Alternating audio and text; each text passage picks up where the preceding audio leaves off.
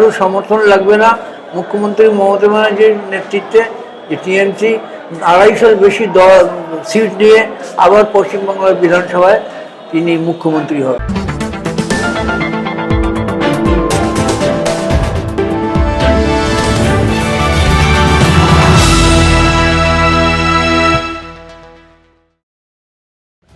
রাজনীতি মানেই কি ধর্ম?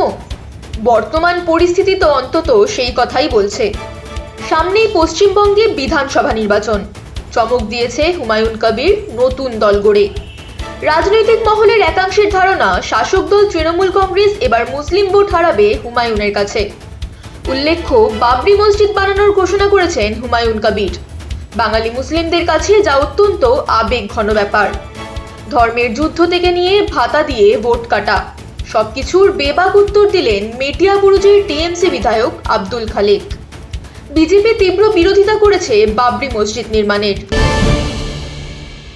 বাংলায় যেখানে দেখা যাচ্ছে হিন্দুদের জন্য একাধিক নতুন মন্দির নির্মিত হচ্ছে, সেখানে মুসলিমদের জন্য কিন্তু কোনো মসজিদ হয়নি, এটা কি সত্যি? দেখুন, একটা কথা হচ্ছে, মুসলিমদের মসজিদ অপরের টাকায় হবে না এবং মুসলিম সম্প্রদায়ের টাকায় করতে হবে। সুতরাং সেখানে মুখ্যমন্ত্রী চাইলেও তো সেখানে মসজিদ করতে পারবে না।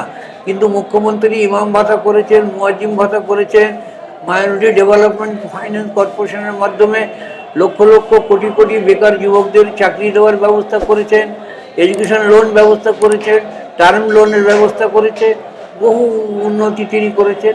কিন্তু মসজিদের টাকায়, যেমন হিন্দুদের সরকারি টাকায় মন্দির হবে, কিন্তু মসজিদের ক্ষেত্রে তা হবে না।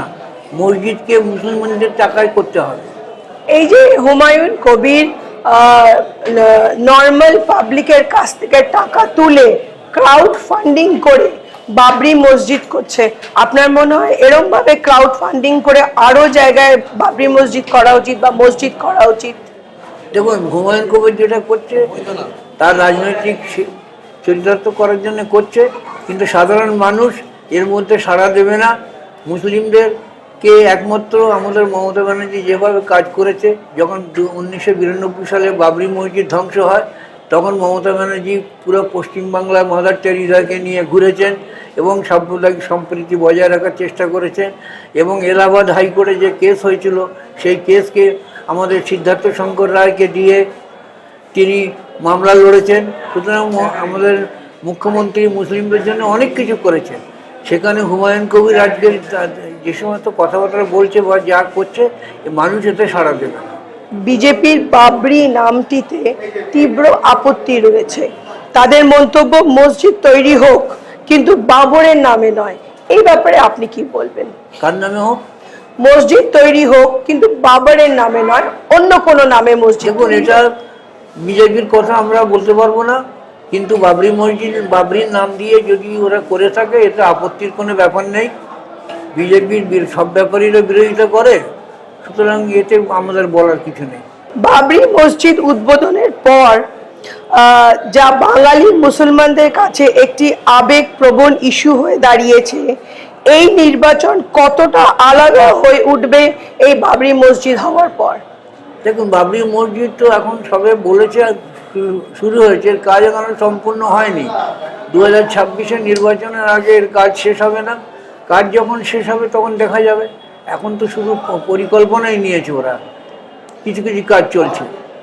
অপরদিকে রাজনৈতিক মহলের একাংশ মনে করছে, আসন্ন নির্বাচনে সরকার গঠন করতে হলে হুমায়ুনের দলের সমর্থন নিতে হবে মমতাকে। কিন্তু সেই সম্ভাবনাকে পাত্তা না দিয়ে ট্রু নিউজ বাংলাকে তিনি স্পষ্ট জানিয়েছেন, কারোর সমর্থন ছাড়াই আবার সরকার গঠন করবে তৃণমূল।